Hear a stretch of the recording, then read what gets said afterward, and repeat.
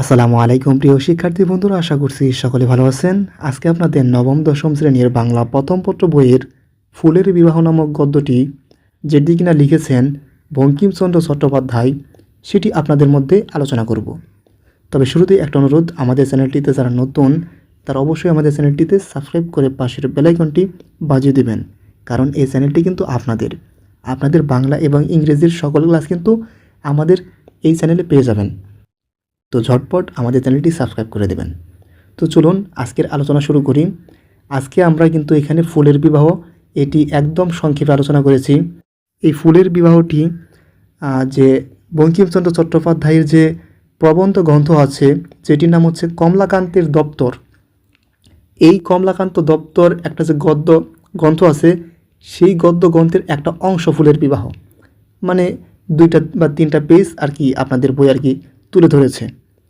তো এখানে কি বলেছে, বৈশাখ মাসে লেখক কল্পনায় একটি ফুলের বিয়ের অনুষ্ঠান দেখেন।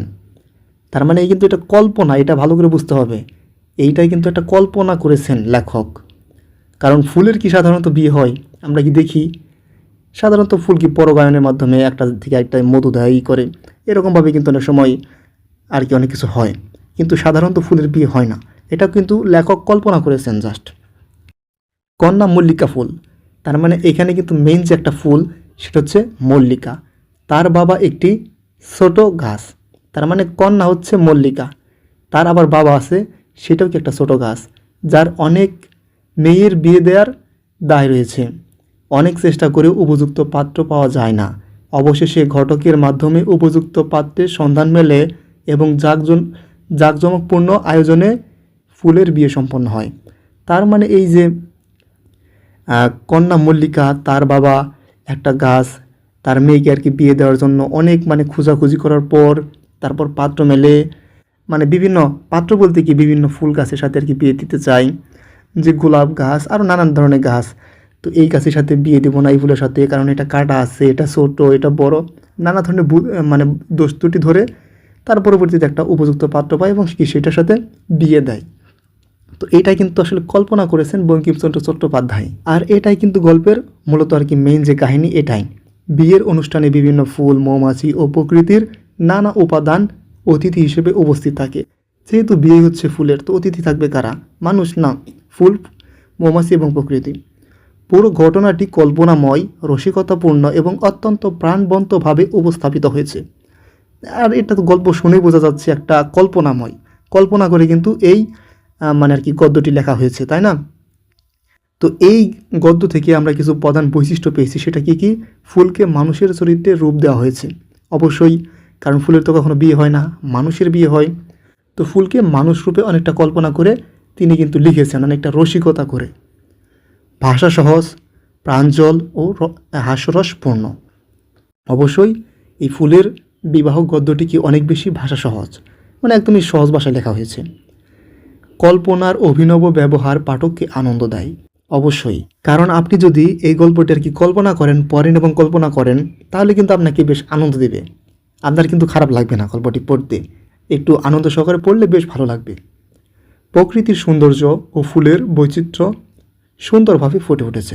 অবশ্যই এই গল্পটি যে শুধুমাত্র মানুষ রূপে কল্পনা করেছেন ফুলকে তা কিন্তু নয়, এখানে কিন্তু প্রকৃতির সৌন্দর্যও কিন্তু ফুটে তুলেছেন লেখক, যেটা কিন্তু এই আর কি গদ্যের অন্যতম সুন্দর একটি বৈশিষ্ট্য।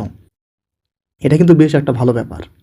এরপর যদি আমরা দেখি এই আপনার গল্পের আর কি মেইন যে মূল ভাব, সেটা কি, প্রকৃতির সাধারণ ফুলগুলোও কল্পনার মাধ্যমে জীবন্ত চরিত্রে রূপ দেওয়া যায়, এটাই রচনার মূল আকর্ষণ। লেখক হাস্যরস, রূপক ও কল্পনার মিশেলে ফুলের জগৎকে মানুষের সমাজের মতো করে উপস্থাপন করেছেন, যা পাঠককে আনন্দ দেয় ও কল্পনা শক্তিকে সমৃদ্ধ করে। কারণ আপনি যখন এইসব লেখাগুলো পড়বেন না, তখন আপনার মধ্যে তো আনন্দ একটা আসবেই এবং আপনার কল্পনা শক্তিটাও কি বেশ সমৃদ্ধ হবে। এটা কিন্তু বেশ ভালো একটা দিক। আর নামকরণের সার্থকতা, রচনাটির শুরু থেকে শেষ পর্যন্ত ফুলদের বিয়ের আয়োজন, পাত্রপাত্রীর নির্বাচন, ঘটক, বরযাত্রা ও বিবাহ অনুষ্ঠানকে কেন্দ্র করেই কাহিনী এগিয়েছে। তাই ফুলের বিবাহ নামটি সম্পূর্ণ সার্থক। তার মানে যেহেতু গল্পের নামটি ফুলের বিবাহ এবং ফুলের বিবাহ কীভাবে হয়েছে সেটাই যেহেতু কল্পনা করা হয়েছে, সেই জন্যে এই মানে গল্পের নামটি ফুলের বিবাহ সম্পূর্ণভাবে সার্থক কিন্তু হয়েছে। আপনাদের কিন্তু আসতে পারে প্রশ্নে যে ফুলের বিবাহ নামটি কীভাবে সার্থক হয়েছে গল্পটিতে, এটা কিন্তু অনেক সময় প্রশ্নে এসে থাকে। এরপর দেখুন, আমরা যদি সর্বশেষ কিছু তথ্য আলোচনা করি, সেটা হচ্ছে পরীক্ষার জন্য কিছু গুরুত্বপূর্ণ তথ্য। রচনার নামটি অবশ্যই ফুলের বিবাহ, লেখক বঙ্কিমচন্দ্র চট্টোপাধ্যায়, আর গ্রন্থ, কোন গ্রন্থ থেকে এটা নেওয়া হয়েছে, অবশ্যই কমলাকান্তের দপ্তর, আর এটা একটা কিন্তু প্রবন্ধ গ্রন্থ। আর এটা ধরন কী রকম, লঘু রচনা, ছোট একটা রচনা, এবং এটা কি হাস্যরসাত্মক গদ্য। প্রধান কন্যাকে মল্লিকা ফুল, কে মল্লিকা ফুল।